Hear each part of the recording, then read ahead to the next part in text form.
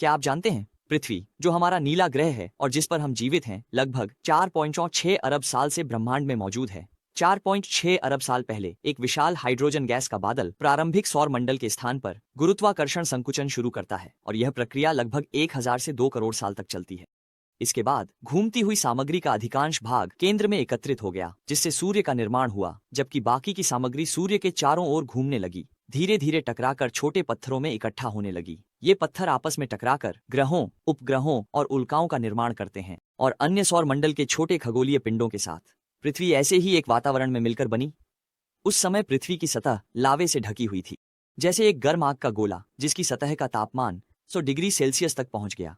इसके बाद के समय में पृथ्वी धीरे धीरे ठंडी होने लगी, सतह पर मौजूद मैग्मा ठोस होने लगा और अंततः गहरे लाल रंग की बेसाल्ट भूमि का निर्माण हुआ। जैसे जैसे सौर मंडल स्थिर होता गया, पृथ्वी विकासवादी प्रक्रियाओं की एक श्रृंखला से गुजरने लगी। लगभग 4.5 अरब साल पहले थिया नाम का एक खगोलीय पिंड पृथ्वी से टकराया था।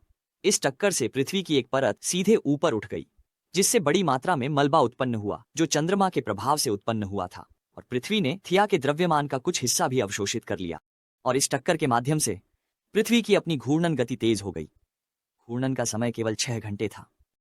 लगभग 4.1 अरब से 3.8 अरब साल पहले पृथ्वी और चंद्रमा दोनों ही अनगिनत क्षुद्र ग्रहों के हमलों का सामना कर रहे थे, जिसके कारण चंद्रमा की पीठ पर इतनी सारी उल्कापिंडों के गड्ढे बने। इसके बाद चंद्रमा पृथ्वी से दूर जाने लगा और सूक्ष्म कणों की कमी ने पृथ्वी की घूर्णन गति को धीमा कर दिया। लगभग 4 अरब साल पहले एक धूमकेतु जो पानी के बादल लेकर आया, पृथ्वी से टकराया, जिससे पृथ्वी पर दालियांग पानी आया। पानी के आगमन ने पृथ्वी के रूप रंग को बदल दिया, नदियां, झीलें और समुद्र बने।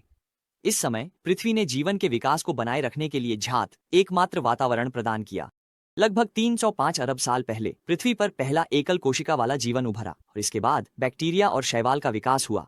लगभग 2.5 अरब साल पहले प्रारंभिक जीवन रूपों ने प्रकाश संश्लेषण की क्षमता विकसित की, जिससे सूर्य की रोशनी के तहत लगातार ऑक्सीजन वायुमंडल में भेजी जाने लगी और वायुमंडल में मौजूद ऑक्सीजन सूर्य की पराबैंगनी किरणों के संपर्क में आकर ऊपरी वायुमंडल में ओजोन परत का निर्माण करती है।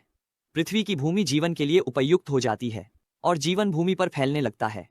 हालांकि पृथ्वी का विकास हमेशा आसान नहीं रहा। 7.5 करोड़ साल पहले पृथ्वी ने भयानक बर्फ युग का सामना किया, जिसके बाद कैम्ब्रियन जीवन का बड़ा विस्फोट हुआ। लंबे समय में पृथ्वी ने 5 बार जीवों के सामूहिक विलुप्ति की घटनाओं का अनुभव किया। हाल की घटना 65 करोड़ साल पहले की क्रेटेशियस विलुप्ति थी। डायनासोर जैसे बड़े सरीसृपों का विलुप्त होना। लगभग 5 लाख साल पहले मानव का उदय हुआ और धीरे धीरे यह पृथ्वी का शासक बन गया।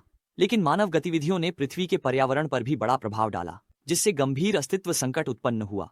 अगर स्थिति में बदलाव नहीं किया गया, मनुष्य शायद पृथ्वी पर शासन करने वाला सबसे कम समय तक रहने वाला प्रजाति हो सकता है। कुल मिलाकर पृथ्वी का विकास एक लंबी और जटिल प्रक्रिया से गुजरा है, जो एक गर्म लावा के गोले से शुरू होकर धीरे धीरे ठंडा होकर भूमि और महासागरों का निर्माण करता है। जीवन का उदय होता है, फिर मानव का आगमन होता है और सभ्यता का विकास।